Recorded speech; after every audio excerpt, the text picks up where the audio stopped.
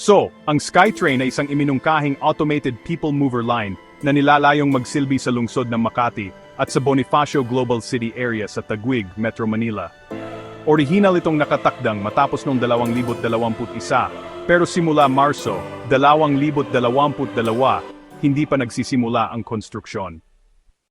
Ang may-ari ay ang gobyerno ng Pilipinas. Ang lokasyon ay Makati at Taguig, Metro Manila. Ang mga dulo ay ianunsyo sa Guadalupe at Uptown Bonifacio. May 2 istasyon. Ang uri ng serbisyo ay Automated Guideway Transit. Ang operator ay Infracorp. Ang inaasahang bilang ng pasahero araw-araw ay nasa pagitan ng 60,000 at 100,000. Ang haba ng linya ay 1.87 kilometro at ito ay nakataas.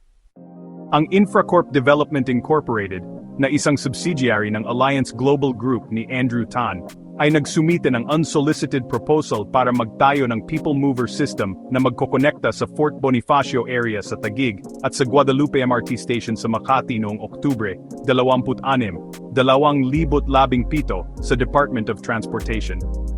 Ang proposal ay opisyal na inendorso ng Department of Transportation noong Mayo 2018 at binigyan ng Infracorp ng original proponent status ng ahensya ng gobyerno. Kasunod ng pag-endorso ng Department of Transportation, ang proposal ay sasailalim sa pagsusuri ng Investment Coordination Committee ng National Economic and Development Authority Board. Matapos bigyan ng Infracorp ng original proponent status para sa SkyTrain project, nagsimula ang kumpanya na maghanap ng operations at maintenance partner, pati na rin ang technology supplier. Pagsapit ng Hunyo 2018, nakatanggap na ang Infracorp ng mga bid mula sa mga kumpanya na nakabase sa Austria, China, France, at Japan. Nakatakdang magdesisyon ang kumpanya tungkol sa operations at maintenance partner ng SkyTrain at technology supplier bago matapos ang 2018.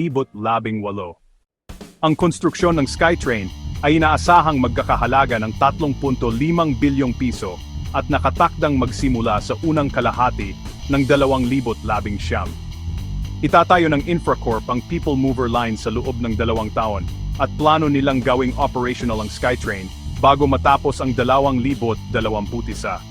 Pagkatapos nitong matapos, ang pagmamayari ng SkyTrain ay ililipat sa gobyerno ng Pilipinas, pero ang Infracorp ang magiging tanging operator ng people mover. Ang SkyTrain ay gagamit ng automated cable-propelled people mover technology. Bagaman inilarawan ito sa media bilang isang monorail, ang cable-propelled people mover sa totoo lang ay hindi bahagi ng uri ng transit na iyon. Ang people mover ay magkakaroon ng 2 istasyon, isa sa Guadalupe area sa Makati at isa pa sa Uptown Bonifacio sa Bonifacio Global City, Taguig. Ang buong linya ay aabot sa 1.87 kilometro. Ang linya ng tren ay inaasahang magkakaroon ng 60,000 hanggang 100,000 pasahero araw-araw. May mga plano na palawakin ang iminungkahing linya ng tren na tatakbo mula sa Guadalupe area sa Makati hanggang sa Uptown Bonifacio area sa Taguig.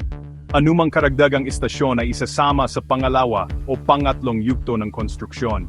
Noong Pebrero 2018, naiulat na isinasaalang-alang ng Ayala Corporation ang pakikipagsosyo sa Infracorp. Ayon sa ulat, plano ng Ayala na palawigin ang SkyTrain hanggang sa Makati Central Business District o hanggang sa Manila Light Rail Transit System Line 1. Gayunpaman, sa panahong iyon, hindi pa nagsisimula ang formal na pag-uusap ng Ayala sa Infracorp o sa parent company nito, ang Alliance Global Incorporated, tungkol sa SkyTrain project. Ang pagpapalawak ay maaring makatulong sa Circuit Makati ng Ayala Corporation sa Makati at Arca South sa Taguig.